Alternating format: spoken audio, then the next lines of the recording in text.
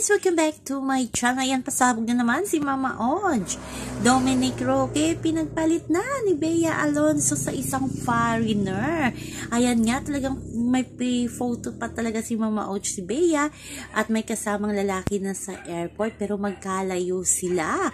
At ayon sa source ni Mama Oj Diaz, ito ay ex-boyfriend ng Miss International na si Kylie Verso. Sa gaano ito katotoo? Kasi nga kakadinay lang ni Bea na single siya at wala siyang boyfriend. So abangan na lang natin. Alam naman ninyo na pag isang OG Diaz ang nagbalita ay talagang parang 99.9% ay may katotohanan. So kailan kaya mamumukaan ang sinasabing bagong boyfriend ni Bea Alonzo? So marami simpatya na naman kay Dominic Roque. So, sana makakita din si Dominic Roque ng kanyang bagong iibigin.